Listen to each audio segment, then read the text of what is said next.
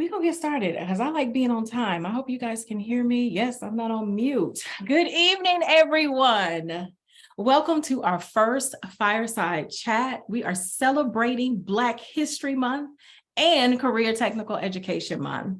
We will be discussing some hot topics tonight as far as is related to careers and African Americans. So with Black history, we're always celebrating Black excellence.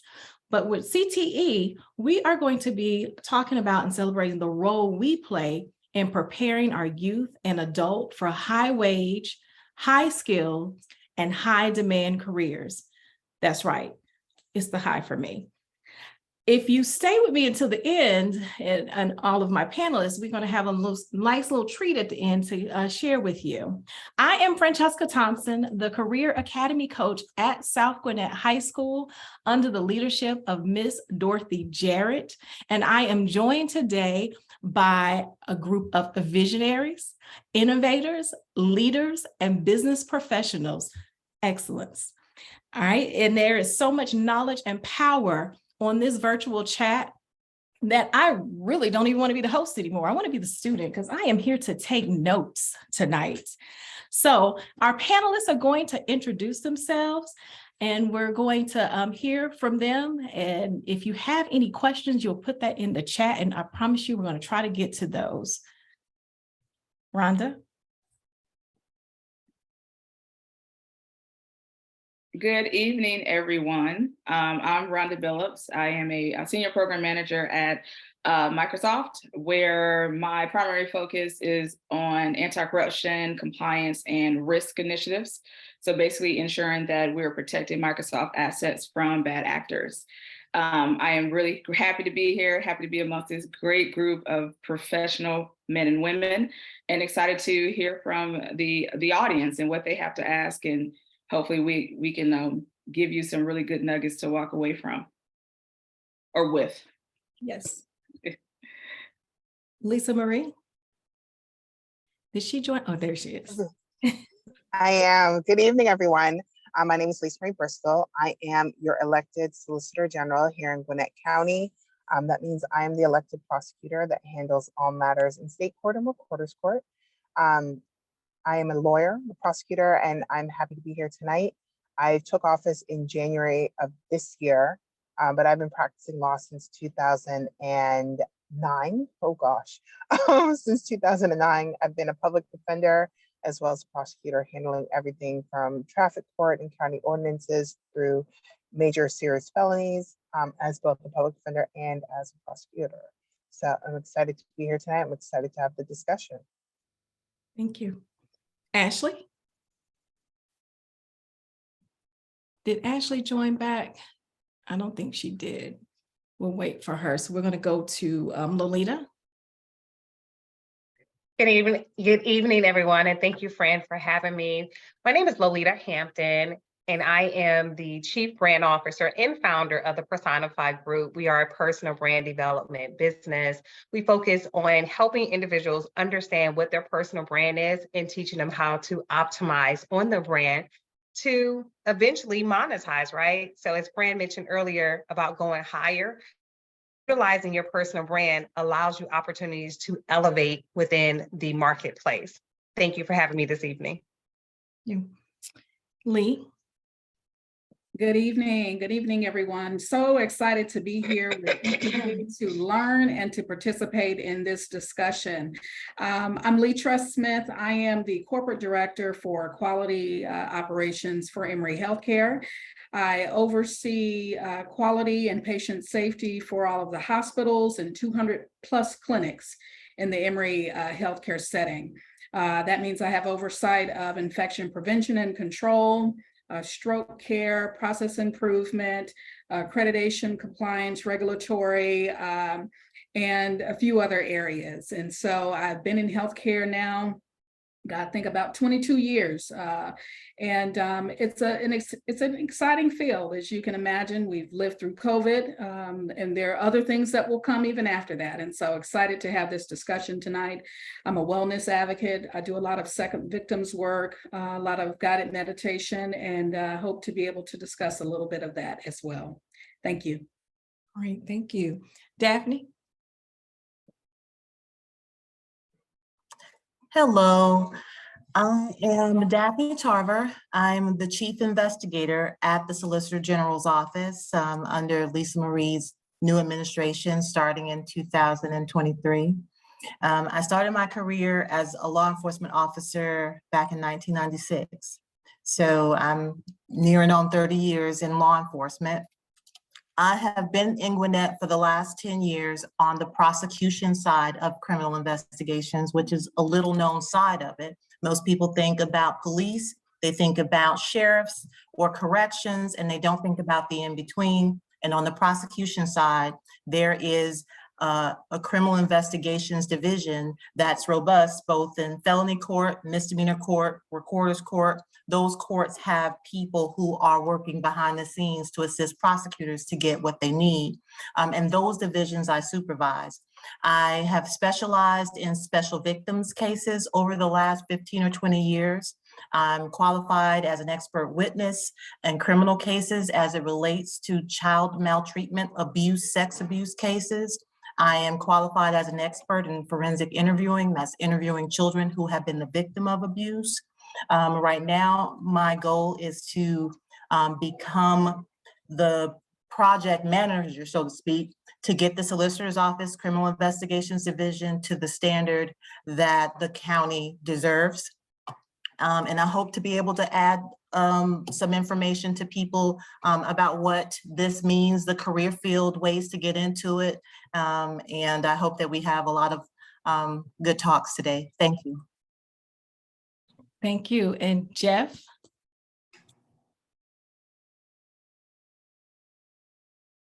Hey, good evening. Can you see me? I tried to do the camera. Yes, Jeff. we see you. So first I want to say this is a great panel. I'm loving everybody's intros, everybody's profession. Feeling real good to be in here with y'all. So me personally, my background is in accounting, banking, and finance. I do own 3 businesses, but the main part that I'll be talking about today will be the financial planning side. Me personally, my position is a associate managing advisor. So I actually advise clients and I do financial planning for clients as well as businesses. And I also am a coach and a mentor, and I manage other advisors and help them to do the same thing. I think it's really important, especially within our community, and to just be able to be resources to one another and provide education. So I'm hoping that I can help in any way possible with any education and just add value to the convo. Yes, and I mean, we might want to know about those other businesses, sir. Okay. Hey, they're out there. Ashley, you're back. I see you. Cool. We're just doing our intros. Hello, I'm Ashley Angelique. I am an independent filmmaker based in Atlanta. I pretty much have a full production company called The Story Up Agency, where we really bring Black and Brown narratives to the forefront and really try to increase opportunities within the film industry, from behind the scenes and in front of the scenes. And as a millennial, we really try to equip other millennials, anybody at the end of the day, but really the youth, and really trying to educate them and bring them in. So that is me. I'm excited. I am just so excited. So me and my principal, when we're always planning, we're trying to figure out some innovative things to do. And so the fireside chat was one of them. So tonight we truly have something for everyone, as you can see with our panelists. This is why we made this a community event, and we're trying to do our best to reach all stakeholders. We want to take a deep dive tonight and what has changed for African Americans and the way that we work. We want to discuss opportunities that we must tap into to stay relevant and current with the industry trends. In addition, we got to talk about how did the pandemic and all the social movements, how did that impact the way that we work? It is about the where are we now and where do we want to be? So I'm gonna give you some background information before we get started. If you have never looked at Occupational Outlook Handbook, that is a source. So if y'all are taking notes today, that is a website that you can go to find out what are some of the trends. And so According to Occupational Outlook Handbook, the fastest growing jobs right now from 2021 through 2031 is a nurse practitioner, 46% growth rate. Wind turbine service technician, okay, 44% growth rate. Usher, lobby attendants, and ticket takers, 41% growth rate. And motion picture projectionist, there's a 40% growth rate in that. And so with that being said, most new jobs, though, that'll be created between 2021 to 2031 are going to be in this category: health, home health and personal care, cooks and restaurants, software developers. So keep that in mind tonight as we talk about where do we need to go. And Lolita, we're going to jump right into it. And we're going to start off with you today. And let me make sure.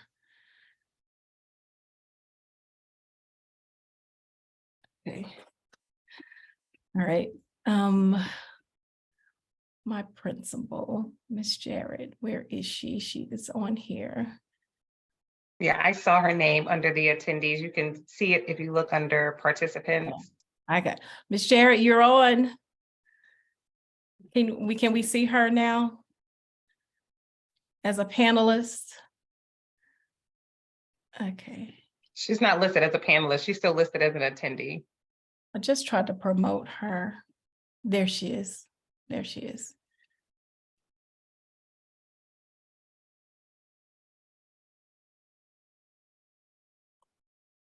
Did we see her now? There we go, Miss Jarrett. You're on mute. I love technology, right? Especially when it works the way you want it to. I want to say, first of all, Fran Thompson, you are a rock star. Thank you so much for coordinating this so well. And this panelist, you guys, those introductions, oh my goodness, I am so excited to hear what you're going to be sharing tonight. So I'm going to be taking copious notes. And again, thank you so much for being a part of this fireside chat. It is going to be absolutely awesome because all of you have so much to offer. Again, thank you. And thank you, Fran. No problem. Look, Miss Jarrett, we're going to recruit the rest of them to be on our advisory board. Okay. Check. Lolita, we're going to start with you today. So I looked up some information, and we're going to talk about branding and business and entrepreneurship. And so I looked up some information. It was through the news group The Sun. And in this report, it was conducted. It said they surveyed about 1,000 students, aged 6 to 17 years old. And the survey stated 1 in 25 children wanted to be a model, 1 in 6 wanted to be a pop star, but a third of them wanted to be YouTubers. So tell me, what are we doing? Everyone wants to have these titles, YouTubers, influencers, all of this good stuff. And does it really make money? What do we need to do? I know when I was young and in high school, I wanted to be an actress until Regina King, she kind of took my spot. So I went on ahead over to Georgia State and got my business degree. So what is this YouTuber thing? What is this branding? And what is their income in that? Okay, awesome. Thank you. I appreciate those questions. So yes, everyone wants to be a YouTuber. Everyone wants to be an influencer. And some of us still want to be models. Yes. Me. Okay. Yes. So I have not given up on that dream.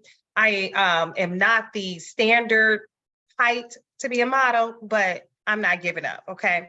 So it's still okay for you to reach for those old school previous dreams that you had back in the day. And even for our, millennial Gen Z students now, you can still reach for those goals. But specifically to talk to you about the power of being an influencer, the power of using your personal brand.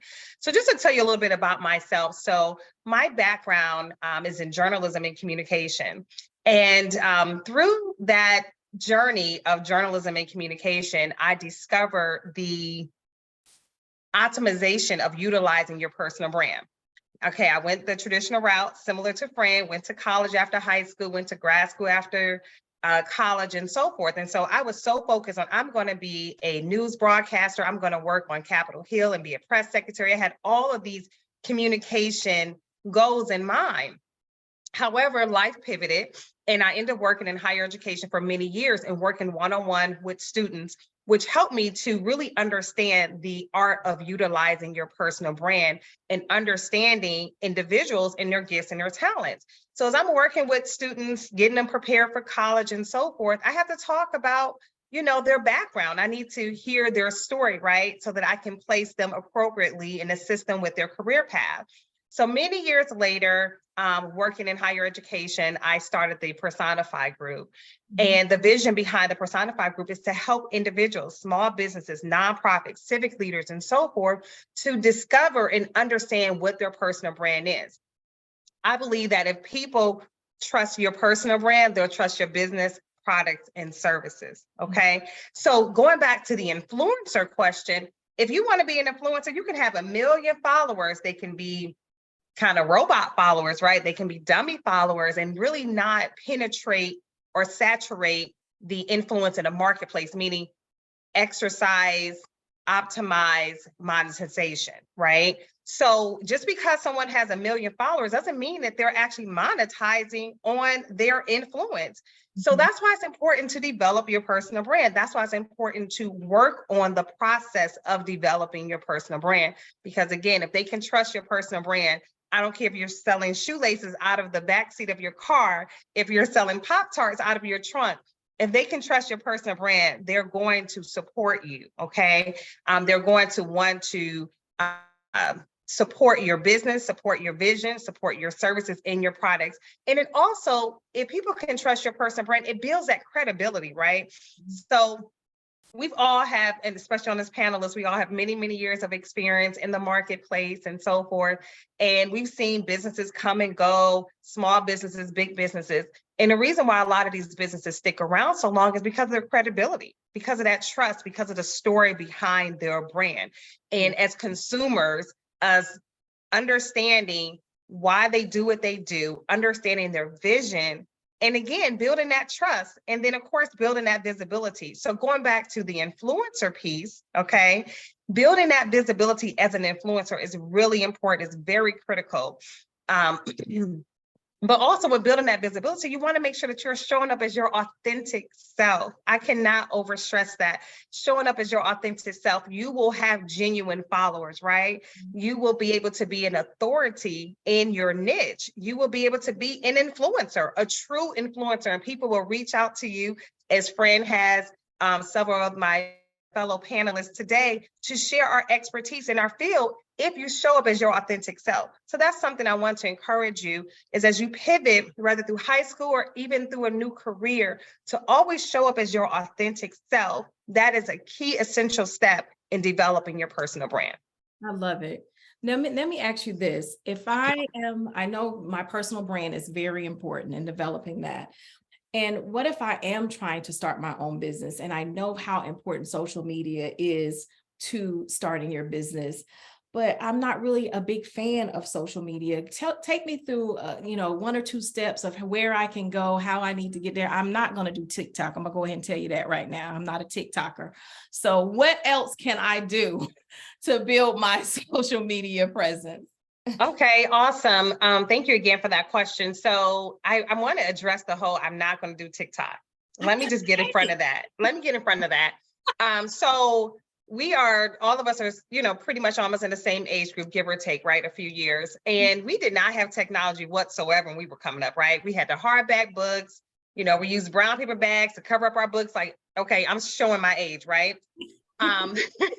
However, we live in the world of technology, and TikTok is a growing platform that has reached across all age groups at this point now. So I understand, Fran, the hesitation. I was the same way. And I said, you know what? I have to embrace this. I have to hug TikTok and figure out what to do with TikTok, okay? So I just want to address that. Don't, sway away from TikTok completely in totality, give it a chance. But initially, if you're comfortable with Instagram or Facebook, first of all, these are all different platforms. Mhm. Yes, we have the Meta, right? And it's supposed to be all the same, but it's really different. Instagram is more, the short reels, 30-second reels, 48 reels, the videos, right? Kind of telling your story, discussing your content and your product and so forth. Facebook, you're really able to tell a story. They don't really even push out reels as much as they do on your timeline, that opportunity to tell your story, to show up as your authentic self, and really, just like I said, be able to, in written form, talk about your business, talk about what you do, your products and services and so forth. So to answer your question though, how do I get started? I'm working full-time. I want to start a business. I know I could not escape the world of social media in order to be credible. Honestly, start small. I tell my clients all the time, even if you post once or twice a week, create a schedule, right? And that's something that I offer. That's a service that I offer for clients, creating a communication schedule, essentially a strategic communication plan. I think we all are familiar with that, whether business owners are working for an employer or not. There is a strategic communication plan in place, believe it or not. So creating a strategic communication plan where you're like, listen, I'm going to start small, tell my story, share a little bit about my vision, share a little bit about my services and my products, and maybe only do that once or twice a week and commit to that. Commit to what you can handle, because that's one thing. People look for consistency, right? So when I started full-time with the Personified Group a few years ago, people were like, oh my gosh, you're so consistent. You just keep showing up. It's like, yeah, because you know what? I have to build a name for myself. Yeah. People know Lolita Hampton, but I need people to really know that Lolita Hampton is the face of the Personified Group. So Fran and I haven't known each other as long as Lee and Rhonda. However, she can say probably in the last 60 days of knowing me, Lolita is consistently showing up. Yes. Okay. And so that's the key. Show up consistently. So whether it's once a week, if it's twice a week, show up consistently. Make it Monday and Wednesday. Everybody knows, okay, Fran is showing up on Wednesday. I can't wait to see her post on Wednesday. I know she's going to have something fire dropping on Sunday, because she is consistently on Sunday and Wednesday. So the key is to be consistent. Come up with a plan and be consistent with your plan. I love it. Okay. I might embrace TikTok. Yeah. I'm going to come over so you can help me out. Okay. All right. Thank you so much, Lolita. We're going to jump now into public service and law. We got Miss Stephanie, Chief, and Lisa Marie. Are you ready for me? Okay, because your question. I am. Okay, so when we think of careers in public service and law, it's always the first thing that comes to mind: fire, police, emergency, lawyers, all of that stuff, right? But there is also some other interesting careers in public service and law. For example, forensic accounting. I didn't know about that until I became an adult, and it was a friend of mine who was an FBI agent, and that's what he was doing. So what other careers and opportunities are available that might not be highly publicized, but would be a good space for us to get into? That's a great question. And thank you again for the invitation to be here. I love speaking to students and the community about all things career-wise. We are as we're hearing, and from what Lolita just told us, we are growing in the technology field. So you mentioned forensic accounting. That actually spans quite wide. We use forensic accountants in elder abuse cases and financial exploitation cases. There are cybersecurity investigators, because what we're seeing is we're seeing so many more. There's so much more interaction happening through technology and online. And a lot of those forensic accountants, cyber technology, cybersecurity specialists who can learn how to kind of read in between all of these different platforms can help and work alongside prosecutors and public servants to ensure that our community stays safe. Beyond that, there's a huge education component to it as well. What we're seeing is our young people especially are being exposed to so much more technology than we ever had a chance to even contemplate. And with that exposure, with that added knowledge comes a need for more training, technology, more training, and about parameters and boundaries. So there's opportunities there as well to kind of dig in and learn more for safety purposes, in that regard, in teaching parents how to use parental controls on their cell phone accounts to make sure that their children aren't accessing things they shouldn't be accessing, or teaching us how to be more secure in our finances with our online banking and things of that nature. So there's really a lot of opportunity to think about public safety in a technology-based way, I would say, that people don't always automatically think about. And I'm glad you said that, because like I said, it's always the go-tos is police or fire, but we just launched our new cybersecurity program at South Gwinnett High School. So what you're saying connects with us. And so I would like to even try to get our students exposed to those different industries. So we're gonna have to talk offline with that, right? And so also what I'm hearing is, because we have so many, we have so much access to technology, and students and children can get into a lot of different things, that has created whole other career opportunities. So that's good to know. Chief, you got something as well? Well, I can touch on that. There are actually jobs that fall, I think, law enforcement adjacent. There are a lot of young people who now go and get the forensics and the cybersecurity certifications. They have opportunities to work in the forensic labs. Lots of law enforcement agencies now have sub labs where they're essentially civilians that have this expertise. And almost everyone now, like we said, they're using social media on their cell phones. A lot of things are happening in those computers that we call phones. And now that has turned into this like subculture of everyone's life. And it is a huge industry within law enforcement to be able to access the information and data. And so those units are coveted and those jobs are coveted. And a lot of young people coming out that are thinking, I don't want to really get into law enforcement.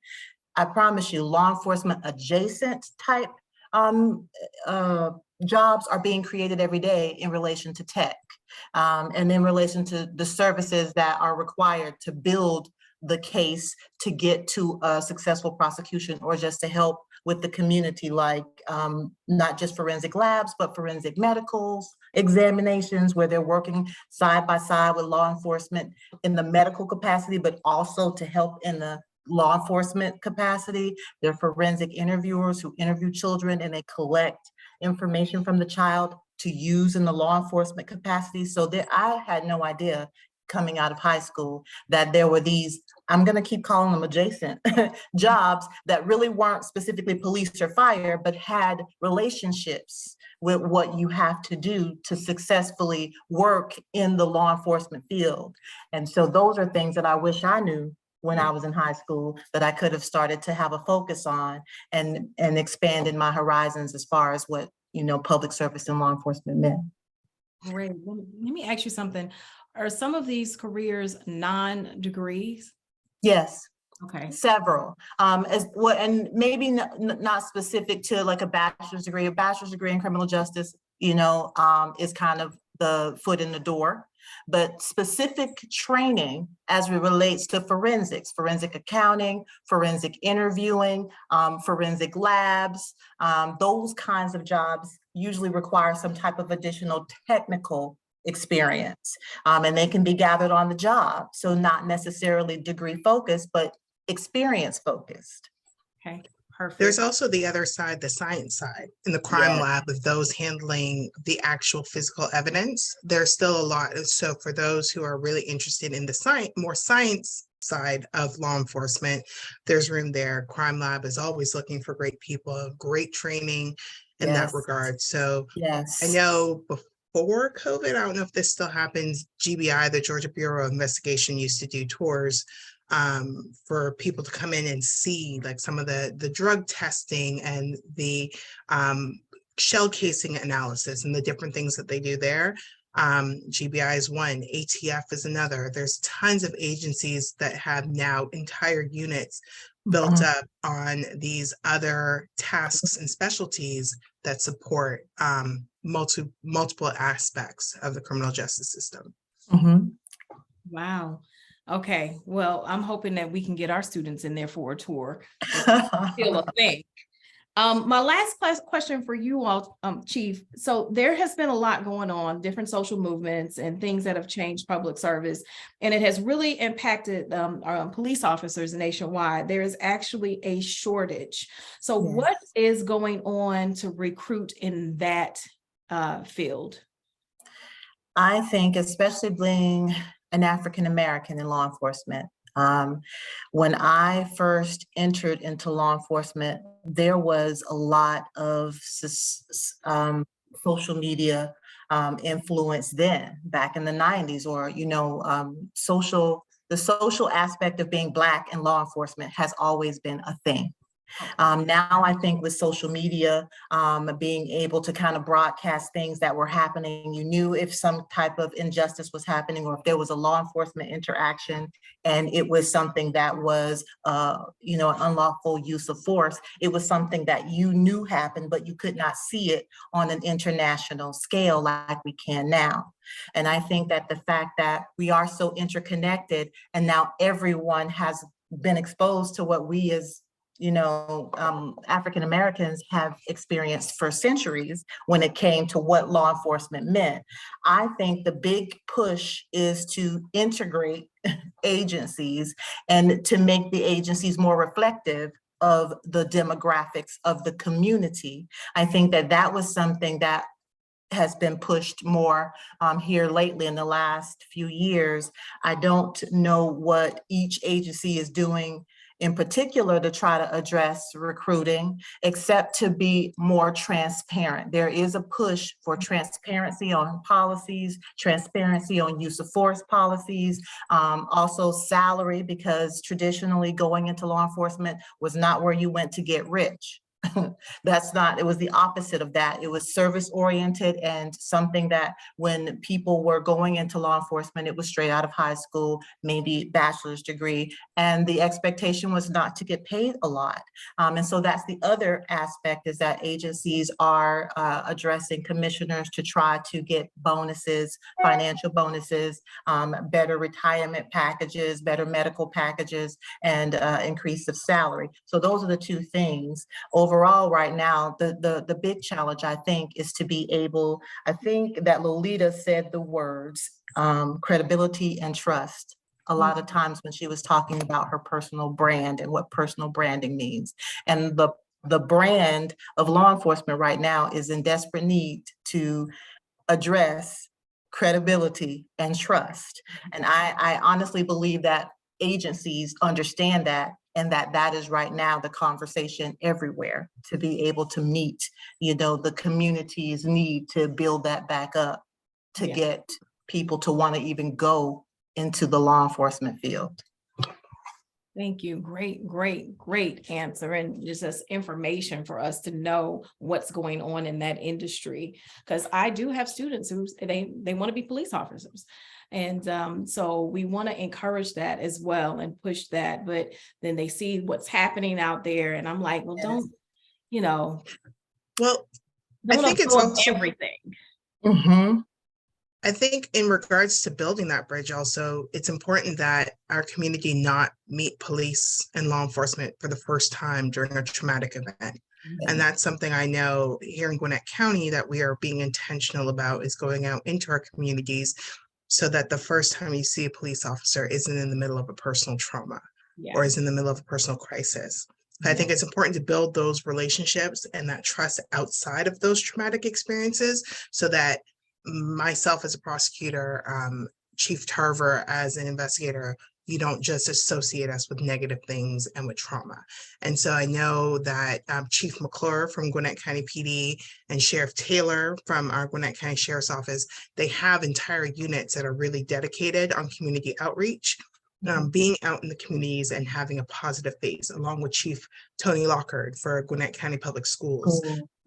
They're all being very intentional about interacting and meeting and being an intentional part of our communities, so that.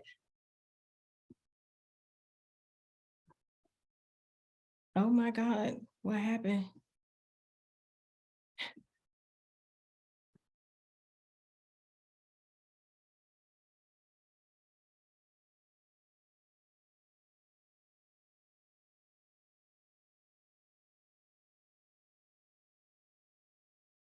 Yeah. Why, are you frozen? I'm frozen. Oh. How is that happening? That is a fantastic question. I'm really glad you asked that. Gwinnett County Police has recently implemented under Chief McClure a mandatory, I want to say, like a mandatory kind of mental health check-in, especially for our highly impacted units that we see a lot of things in this field of work. And so now they're starting from the top down, both Gwinnett County PD as well as Gwinnett County Sheriff, to make sure that mental health we're trying to destigmatize it in the department starting at the top. Because it's so important that the people who are exposing and showing up at these traumatic events, we take on secondary trauma. And so they're being very intentional about ensuring that there is mental health services available to the officers and the dispatchers and all of the support staff that are impacted by the things that we see every day. And that it's known that the expectation and the encouragement is to use those services. So it's not like, oh, you went to speak to a therapist, there must be something wrong with you. It's like, no, I need my turn. When can I get on that couch? Because I saw some stuff and I need to work through it. So I'm really impressed with the leadership in that regard. I think there's becoming a better focus on self-care and on ensuring that, we're dealing with our secondary trauma. There's also the addition of the mental health unit. A lot of the interactions that we see that get to a place where we feel like the presence of law enforcement exacerbated the situation and it ended in a use of force against someone who is in a mental health crisis has been a topic of conversation.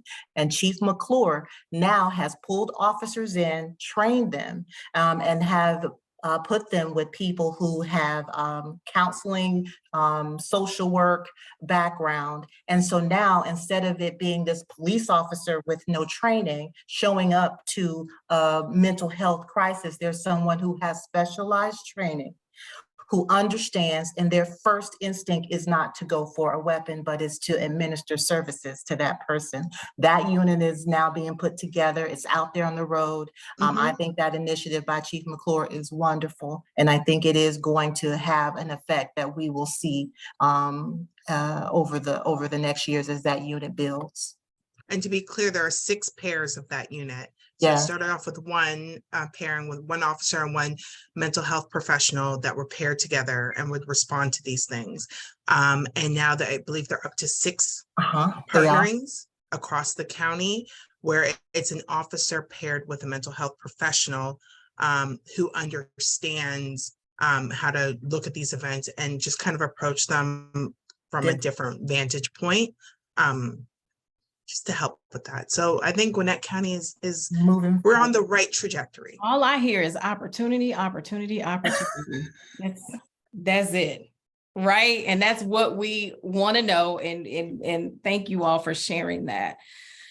Thank you so much. So we're going to jump right into STEM and technology. She does not know I switched her up.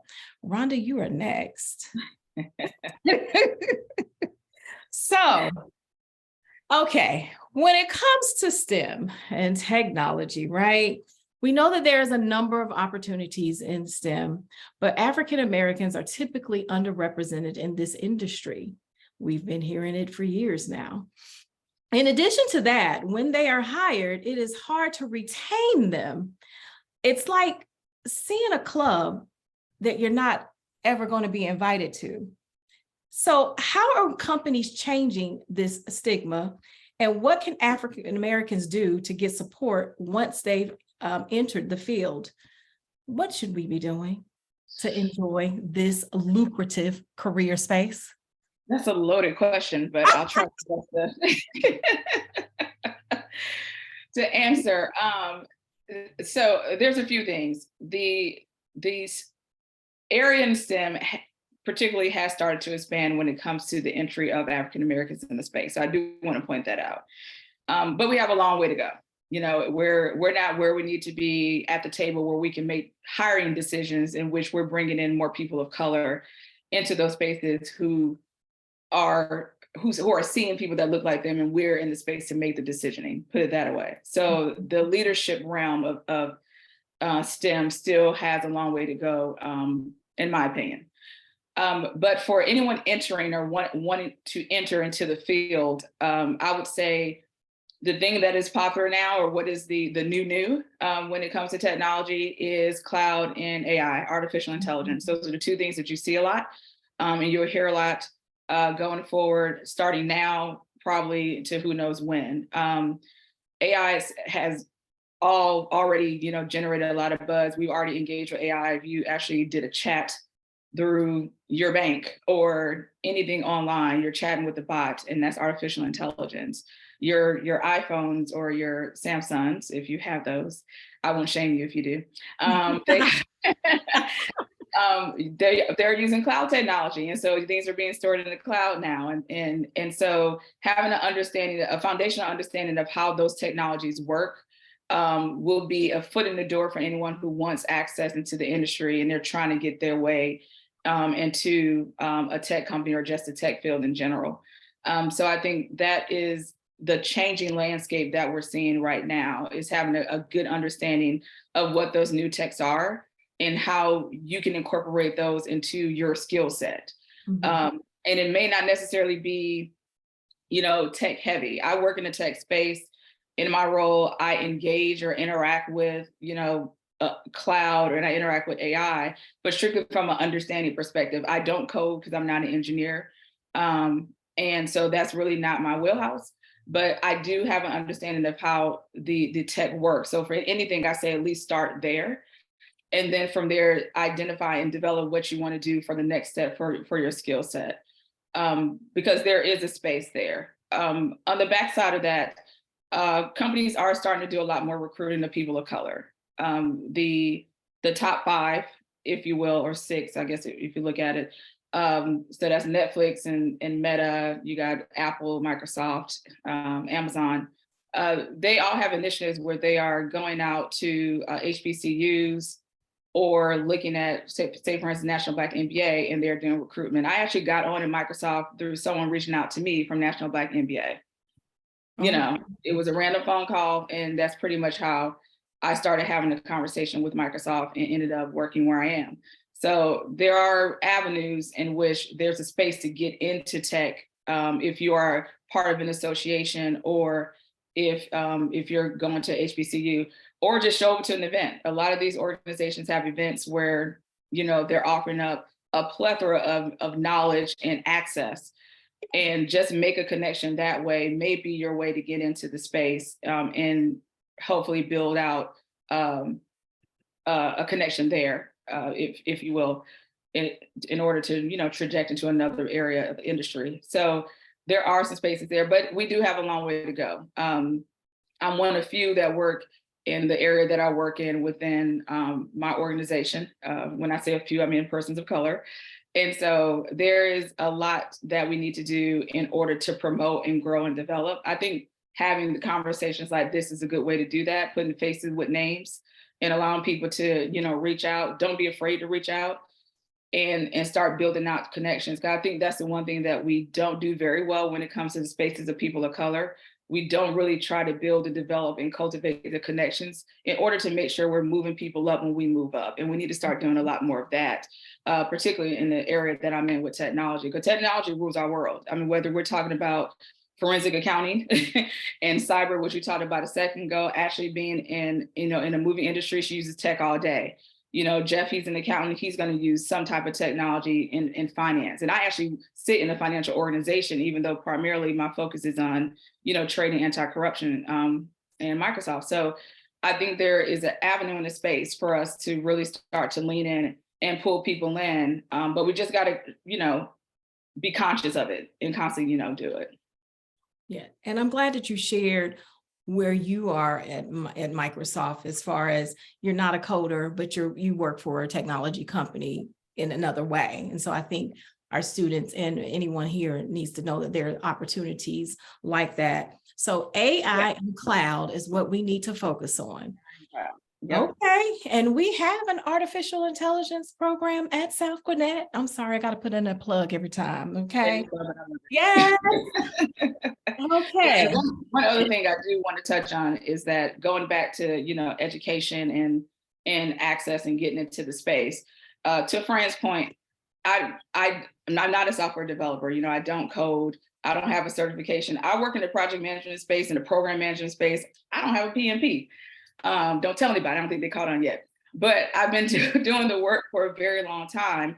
And so I think that just, education is great. I do have an MBA and I've done all that stuff. My MBA is not from like a top 5 or top 10 university, but I got good grades. And so, it kind of worked for me.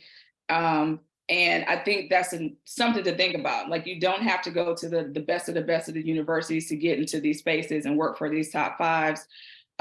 You don't have to have, a certain type of degree. You just need to basically have a clear understanding of the foundations of the technology and have the will to want to get in there and do the work. And that's really what it is. And then if you can hobnob and make some connections at the end of the day, that also will kind of help, move you through the space. So.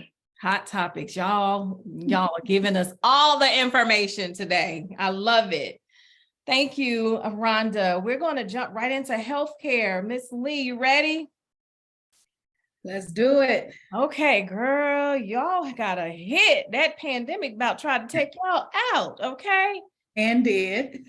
Oh my goodness. So in my research, because y'all know I love research, it said it is projecting that we're going to need about 200,000 RNs each year through 2031 in order to sustain this industry because of everything that has happened with the pandemic and the massive shortage. So what is happening on the recruitment end for healthcare is one question. And then what are some of the industries in healthcare that you're not seeing African Americans in that they probably need to look into these as a career field? Sure. Let me set the stage a bit. Prior to COVID, there was already a nursing shortage. We already struggled to have nurses on our units and ratios that made for safe care. And part of that is because the whole education side of things, you have to have enough instructors and enough professors to be able to teach. You have to have enough students who are interested into going into nursing. And I can tell you that a nurse's salary who works in a critical care unit or ICU looks totally different than that of a professor. So then you bring in a pandemic that hits on such a mass proportion. Then we live in a capital USA. You have agencies, so agencies that provide temporary support, temporary nurses, say, we can charge this exorbitant amount of money to provide nurses to hospitals who need nurses. Good idea in theory. The problem with that is that they then began, and let me preface this by saying these are my responses and may not represent the ideas of my employer. Let me say that. But you have these companies, and then they begin to lure away the nurses who are in the hospitals and the facilities and the nursing homes, because what you get paid in an agency, the per diems, all of those shiny red buttons that just kind of pull you in are not the same things that could be given by a hospital, a rehab facility, nursing home, and other facilities that house nurses. So labor cost is what is sinking healthcare facilities today. And so you are hearing about hospitals closing. If you're in the Atlanta area, you are aware of the Atlanta Medical Center closing. And let me just say that has ripple effects all the way out probably to Gwinnett County. We're filling it with our hospitals within the city, even a lot of our hospitals on the outskirts of town. People are still sick and they're getting sicker. And the other thing you have to think about is that I think Ashley mentioned, or someone mentioned millennials earlier and Gen Zers, but our baby boomers represent the highest costs associated with healthcare. And guess what? They're in Medicare. They're in that side of it. They're later in life. So their costs are burdening the system. And so because of that, you mentioned home health workers now having more jobs. Well, there are people who are going home. They're not going to nursing homes. People are concerned about care. People are concerned about safety in nursing homes and hospitals. So now you got people who will just go into the home and provide that same level of care that someone could have gotten in a nursing home. So now what is happening, and Fran, we could talk about this for an hour, so I'm trying to condense it. Now what's happening is that facilities are trying to get smart about what's important for the nurse who works at the bedside in a hospital. And some of that is incentives. If I'm working on a unit where I have continuous dialysis going, and I've got a ventilator going, and I've got some other high technology type equipment going, then I should get some sort of incentive. I should get additional money for that. If I work nights, I should get additional money for that. So we're trying to do that. A lot of places across the city are using bonuses. Wellness and well-being are new concepts in my mind in healthcare. Lots of programs surrounding that. Yoga classes, guided meditation offerings. We have had to change everything about healthcare because I think Lisa Marie mentioned this earlier, or Chief Tarver. We suffer from second victim syndrome. And what that means is because of all of the masses of people that were coming in during COVID. People were alive 1 minute, 5 minutes later, they were dead. Hospitals were having to have refrigerated semis, trucks parked behind their buildings because there were so many bodies. That is trauma. And so physicians and nurses have been traumatized. Yeah. And so we're having to do extra work because they are now considered second victims. So incentives, wellness programs, creative scheduling is what we're trying to do to get staffing in. Mm-hmm. In terms of where we need to see more people of color, we need to see more people of color in the C-suites. So my formula is this: the patient demographic should see themselves in the workforce. Mm. The workforce should see themselves in the leadership. The leadership should see themselves at the executive rankings, and the executive rankings and the patient demographics and the workforce should be represented with the governance, the board of directors. Wow. And we have an opportunity in healthcare to ensure that there are people from historically underrepresented groups, we call them hubs, to be in those C-suites. And it's not happening fast enough. If you see us in a lot of those positions, many of us are VPs of human resources, or we're diversity, equity, and inclusion officers. And I'm here to tell you, we can be CFOs, we can be CEOs, we can be chief nursing officers, and there's gotta be an effort, some intentionality behind ensuring that our workforce and our patient demographic can see themselves. You heard it first from Miss Lee. She said, oh, that's a drop the mic moment right there. Okay. Yes. Speak the truth. That's what we're here tonight to hear, is the truth. Where are we now? And what do we need to do to get to the next level? Thank you so much, Lee, for that information. We're going to jump right into media. Ashley, this is you, Miss BET and Miss Revolt. Okay. She fancy, y'all. She got her stuff on BET. So I'm ready. My authentic self. Okay. Yes. So, okay. So Ashley, I'm just going to go ahead and, why do they keep saying Atlanta is the new Hollywood? Are we really? And what does that mean? And where are the jobs at? Okay. So let me address my opinion on that. Okay. Hollywood is a system. So Atlanta is not another Hollywood. What it is an extension of how content can be created outside of the system. Mm-hmm. And so what we're learning is how to operate outside of them. COVID, everything shut down. No one was really doing much outside of Atlanta. So from the actors to the executives, they did not know how to move forward. What it did do is give us an opportunity as independent filmmakers and really people that operate outside the system, which they fall under independent filmmakers, is an opportunity to still create content because there's so many tools, right? You have people that have things like YouTube. You have there are people making money like off of Instagram, off of Facebook, and finding other outlets to actually monetize and get their content out to the public. So unless you are one that is just fantasizing about being a part of Hollywood and being this face underneath the way they're built, then that is going to be for you. But Atlanta is not a new Hollywood. What it is a representation of Black excellence and knowing how to actually function again in different ways, right? We are very good at making something out of nothing. And so Atlanta specifically, and I'm not going to go into like all the details, but one thing that has drawn people to Atlanta is really the tax credit, right?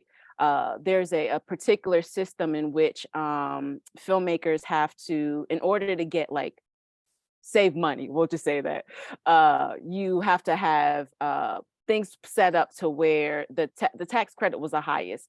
LA used to be high, but right now it's Atlanta. But not only that, Tyler Perry building his studio, and hands down to Tyler Perry, because it's not only just the his studio is one of the biggest combined, like with all of the studios in Hollywood, from Lionsgate to Warner Brothers. Like he is the biggest Black owned, and not even Black owned, just the biggest, and happened to be Black owned studio in Atlanta. And that also brought businesses too. So even outside of let's say, I don't know, Marvel, they shoot a lot of Marvel films here, right?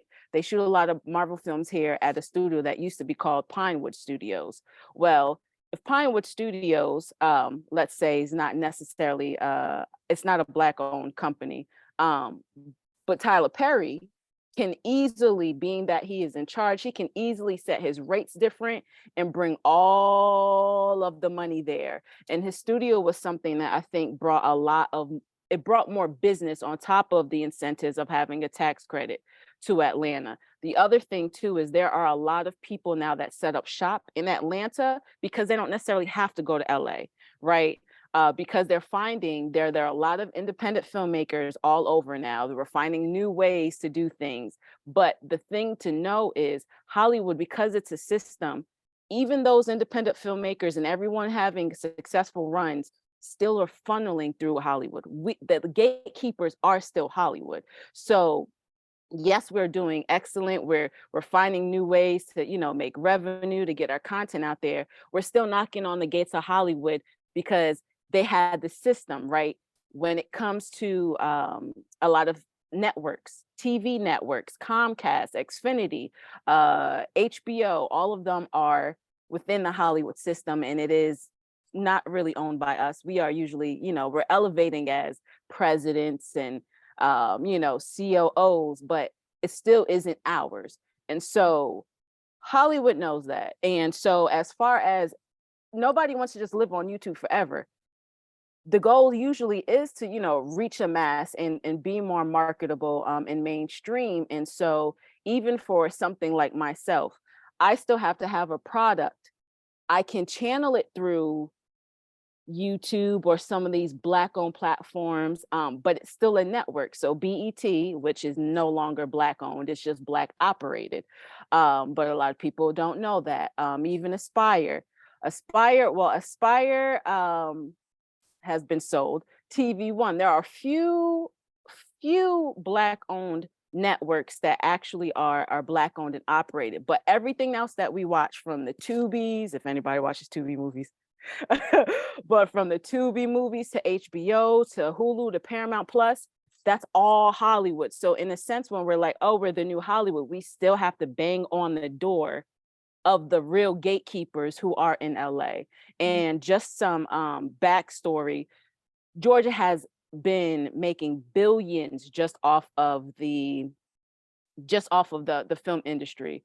But LA is asking for all of the stuff to return to them. So now it's going to be a war. Yes. And like I said, I'm going a little deeper behind the scenes of some stuff, but it is now a challenge, right? It is, and they have declared, like, we want our business back. So as much as we say it's the new Hollywood, not necessarily, but we're making noise and we're showing Hollywood how they're not necessarily needed, and that there's a new system that's being developed outside of them. And that is the scare. Yes, again, it's still an old system that's been around for ages. So it's going to be a hard thing to operate, around them. So even there's some things that I do as an independent filmmaker. I produce my own content with things, but I still have to get licensing deals with stuff like BT, HBO, and all of those who are considered Hollywood. So I still have to operate within them, but there are new establishments, and let's just say there are new systems being built around Hollywood. But Atlanta is definitely a good place for anybody interested in the film and TV field to start, because LA is its own beast, but Atlanta allows individuals to really hone in on their craft, find opportunities, and really to be uplifted, because it is something different of having a crew of all Black people or Hispanic, just minorities, and seeing those above you being able to look like you. It's a difference. Atlanta we're very good when it comes to business, and there is just a camaraderie. Forget that word. You know what I'm saying.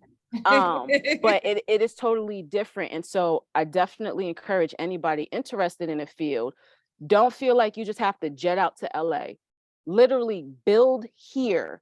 Eventually, you might be one that is called to be bigger and, in that light. And so that will be it. But set yourself up here, because it really is a great place. And a lot of people now, and I'm gonna cut it short because I've talked about this all day. But another thing that you all should know too is LA has been setting up shop here in Atlanta. So they've been bringing their agencies. They couldn't necessarily bypass all of the success that Atlanta was having with, everybody coming here to film because of the scenery or because of the tax credits, and somewhat because of the talent that they can have access to, but not necessarily pay us the amount of money they would pay their own in LA. But another thing that they're doing, their businesses have been coming down here and setting up shop. So in a sense, yeah, we could still, tiptoe on that Hollywood, Atlanta's the new Hollywood. And now that I think about it, as much as LA has come here, it might as well be because they're here, but not because it's us without them, if that makes any sense. So what I'm hearing is Atlanta is being a disruptor a little bit in this space, and we Yes. are trying to make our way. So Yes. that is good to know. So that means, once again, opportunity. Yes. And we do have a media film program at, media and broadcasting program at South Gwinnett. So thank you so much for sharing that information. Jeff, you ready? You're a final one. And then we got Mr. Weaver, who is going to give us some nuggets to take with us tonight. Okay, And then I'm going to drop a treat somewhere. We'll get to that. So Jeff, you are what I consider, your journey to entrepreneurship. Because when we met, you were a financial advisor for, I can't remember the name of the company though. So take us through where you were and how did you get to becoming this independent and financial advisor? Because I think the model would work for anyone who wants to start a business, right? It doesn't have to necessarily be finance, but what does that journey look like? That's a good question. It was a different type of journey. So like, I think you mentioned forensic accounting earlier. Mm-hmm. So me, I left Cleveland, came to Georgia for college, went to Georgia Southern, and I actually graduated with a degree in accounting and a minor in Spanish. And so my original track was to become a bilingual forensic accountant. Oh. So yeah, it sounds a little more interesting than what it is for me personally, but it's a good field. I liked it a lot, but I wanted to be more involved with people individually or within their business to help them grow. And, with accounting, a lot of times you're looking in the past at what something already happened, somebody already went through, and helping them with tax prep. or you're like trying to look at a situation and figure out what happened in the past. So I wanted to be able to do more than that. So for me, I actually ended up owning a couple different businesses and doing some real estate. And from there, like people would just always ask me questions about retirement, about investments, about real estate. And it became apparent to me that like I felt more purposeful when I was becoming a resource and I was providing people with education and allowing them to use me as a vessel to get them to where they need to be. So I felt like, you know what, if I want to be more purposeful, if I want to do a career that's going to be more gratifying, I think I should go more into advisory so that I can help other people.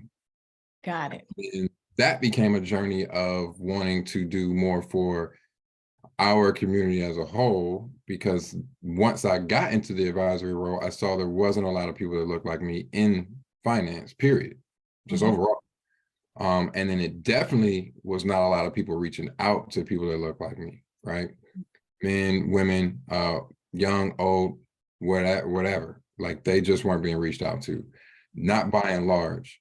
And then that started to make a lot more sense to me on how things were as I grew up and the family and friends that I had and seeing the struggles that we had, you know, because it just wasn't a thing for us to be educated on what to do with our money.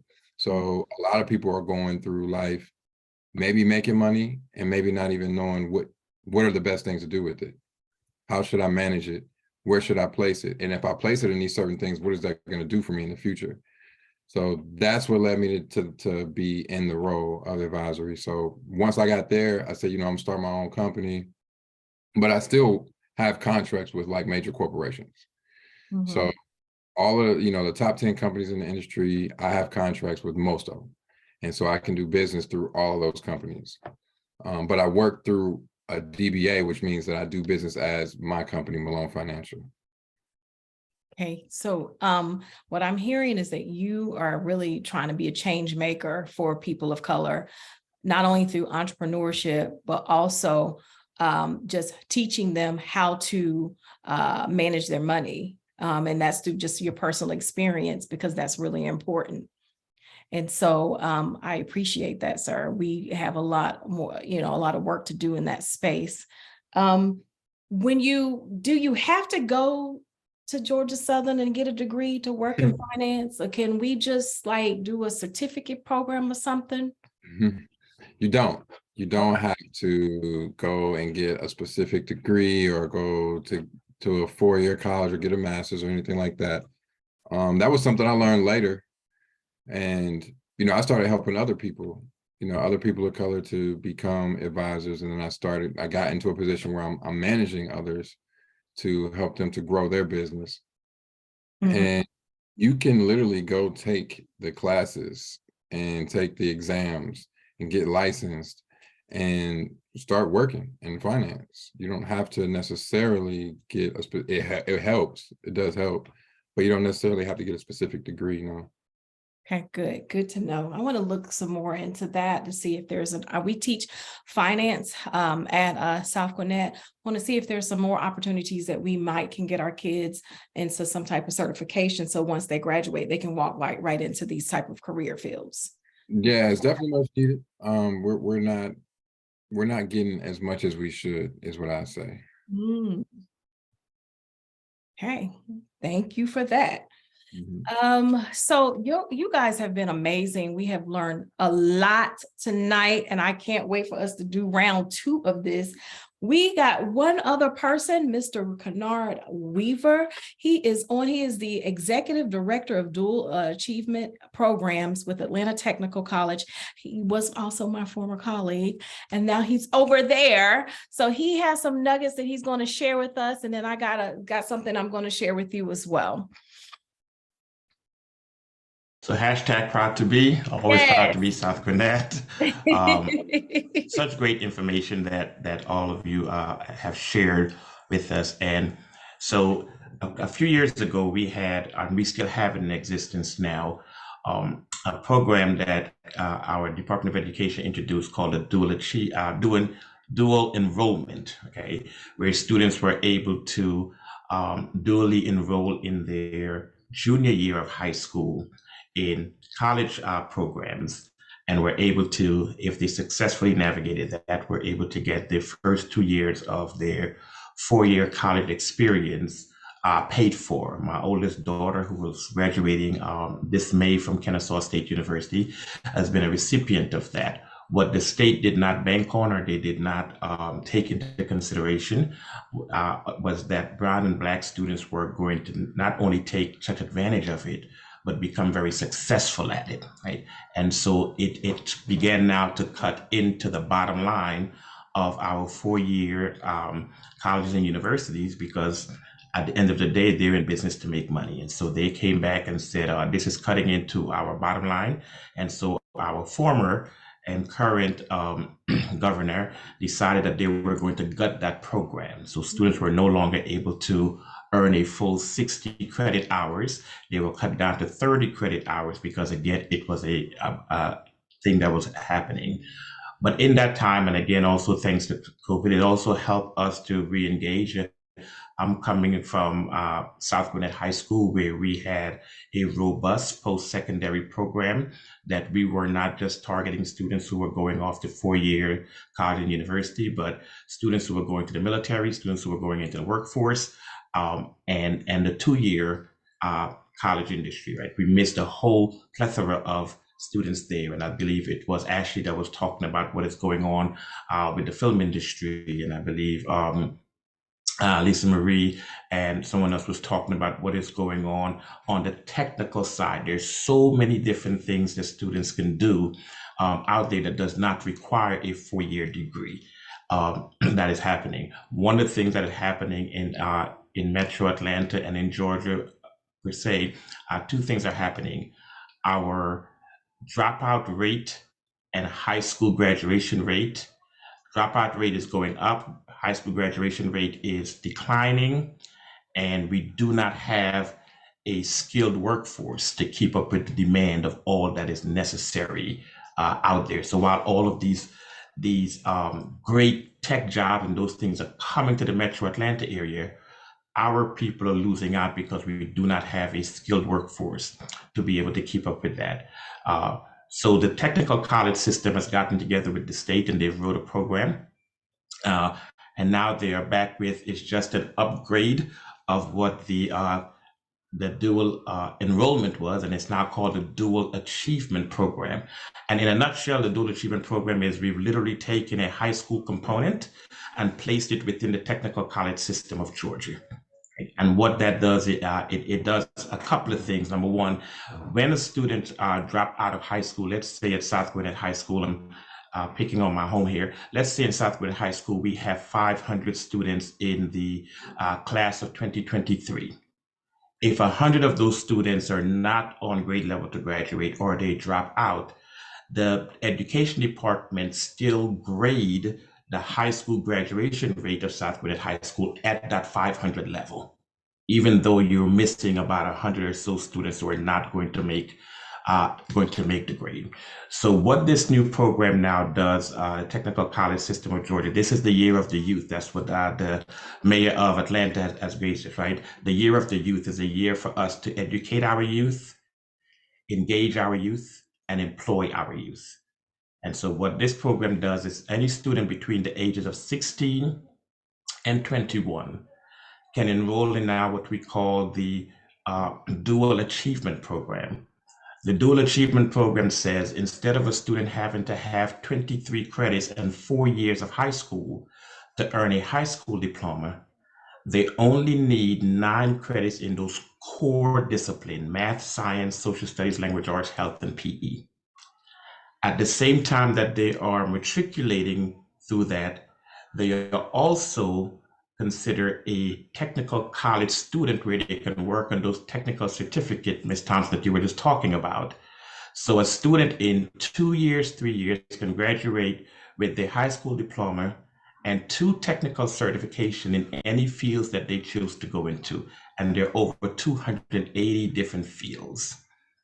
It is also creating for students opportunity that while they're going through this program, they're also being placed in employment opportunities, internships and apprenticeships and job shadowing. Because what it now allows students to do is what they're learning in the classroom, they get now to have hands-on experience with it.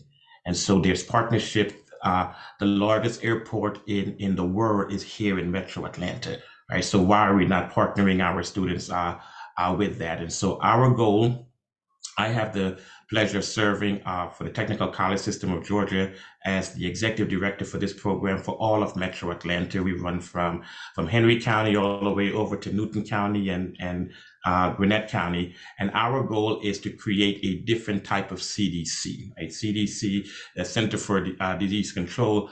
We are the CDC in this program, but we're not controlling diseases as much as we are controlling disadvantage and discouragement of young people. And so our CDC focus is to create opportunities, help our young people to discover their dreams, and help them to challenge their realities. So what students who are in this program, they will take all of their high school classes completely online. One thing the pandemic has taught us is that the way that we have been doing brick and mortar does not work for everybody.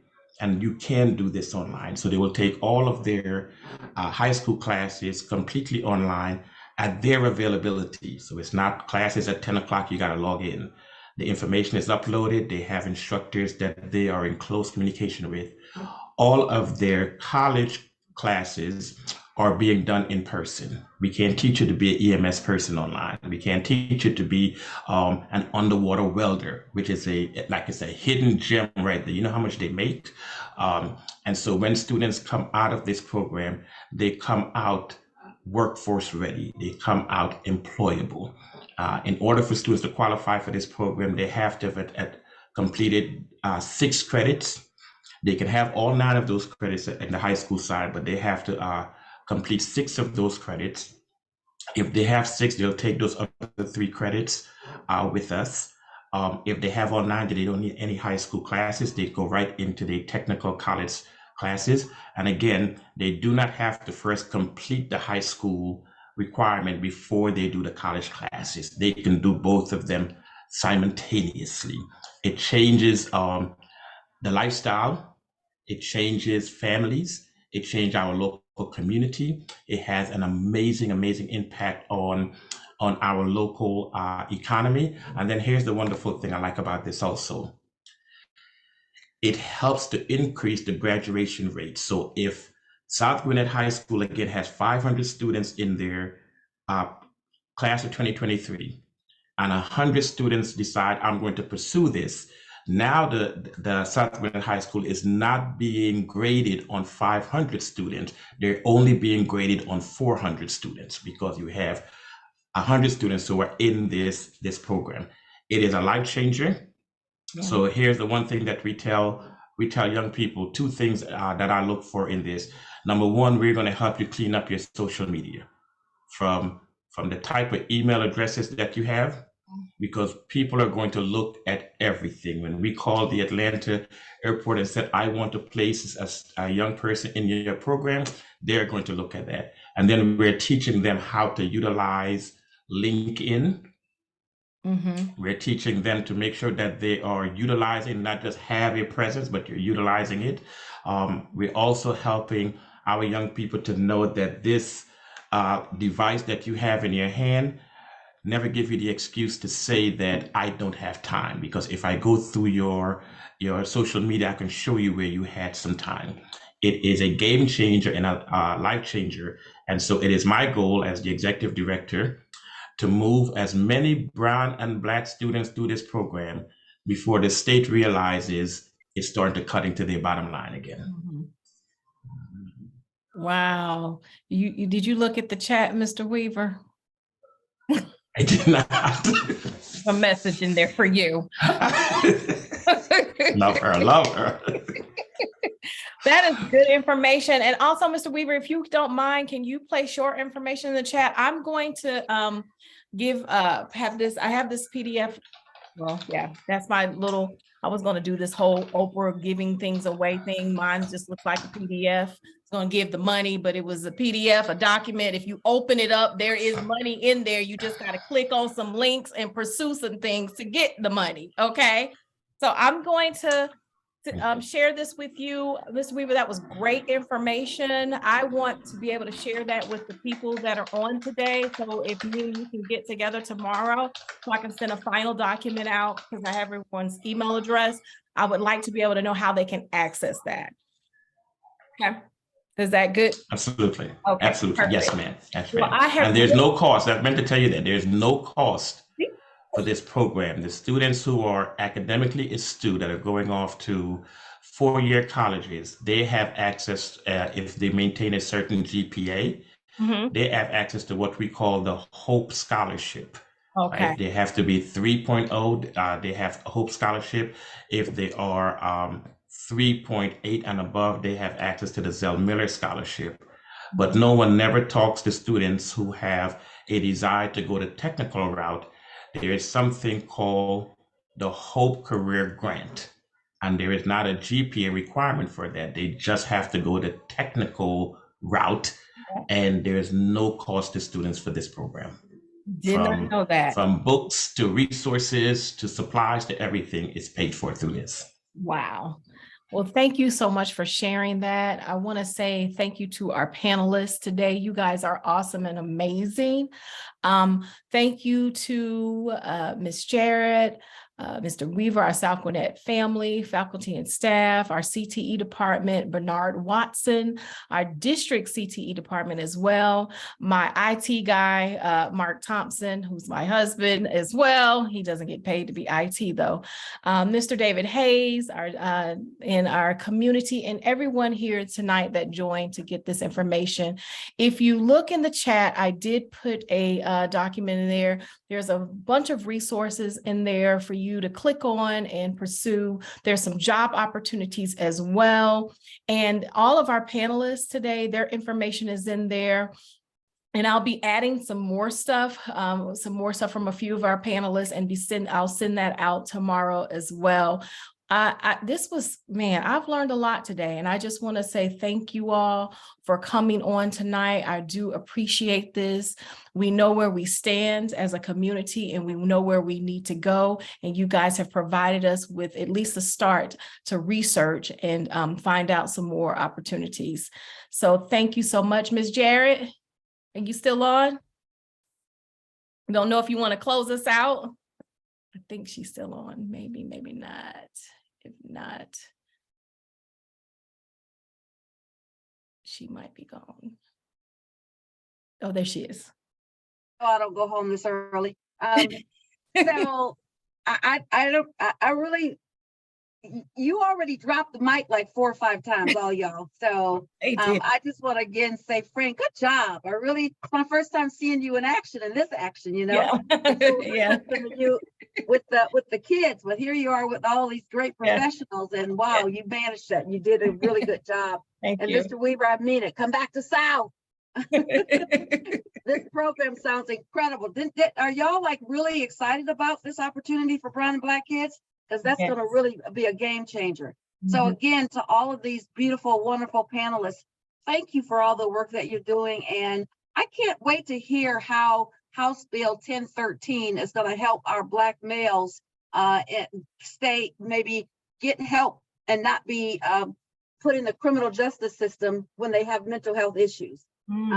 So I just really would like to see how that might gel out. But again, thank you. Good job. Thank you so much. And on that note, good night, everyone. Good night. Thank you so much.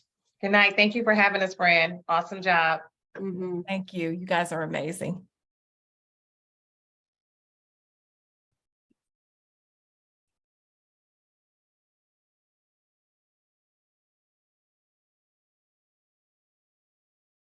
Thanks, Chief.